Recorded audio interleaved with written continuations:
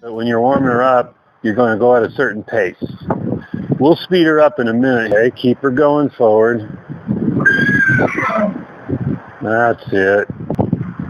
Keep her nose in and her hip out. Now she's cutting in real bad on that side against your leg. And she's drifting out. So you got two magnets working against you right now, and you got to counter both of them. Okay, so you kept her on the outside of that one. Now, turn right now. Turn in there earlier. Turn there. That's where you should be, is right there. Okay, now she's drifting towards the gate right there, and then she came in. So right now, if you were to draw your circle on the ground, it wouldn't quite look like a circle. So really focus on that. Actually, here's what you want to do. As far as importance on this circle, here's what I learned. And I learned this right off the bat. And I became obsessed with circles. This was about 20 years ago when I found out how important it is to ride this circle. I found that after riding my whole life, I couldn't ride a perfect circle, and I was having trouble just like you. This is after I've done so much. And so I'm like, okay, this is ridiculous. I should be able to do it with my eyes closed, ride a perfect circle.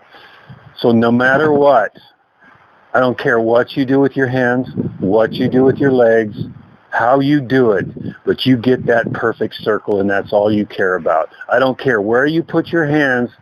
Yes, I do, but no, I don't. At this point, I don't. All I care about is this, making a perfect circle.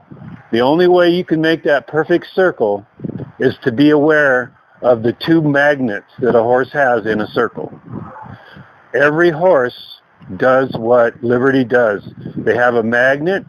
Let's just say the biggest magnet of all is that gate, okay, and it is for all the horses that come in here.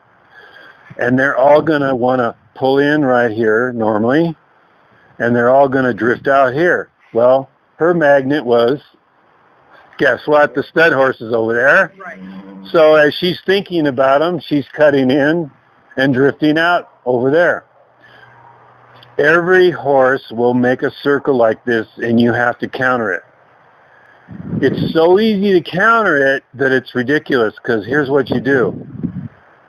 The magnet's pulling her in right there. So all you do is slightly go outside of that magnet, and you won't feel it at all. It'll disappear.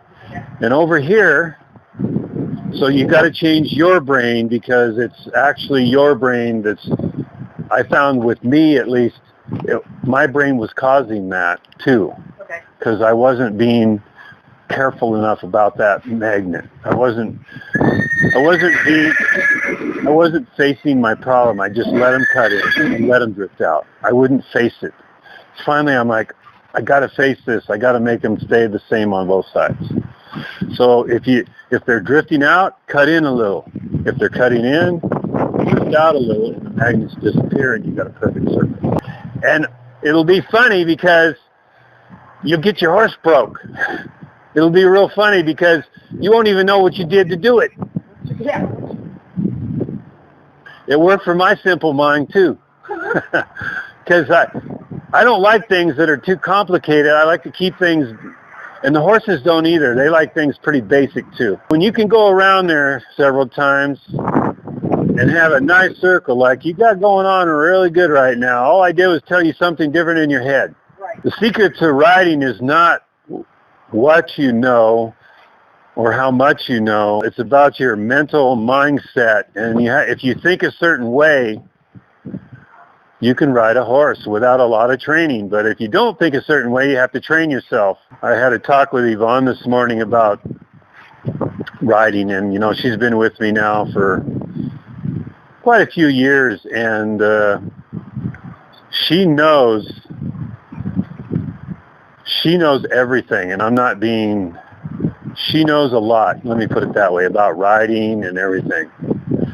And her challenge has always been fear. Gotcha. Overcoming the fear.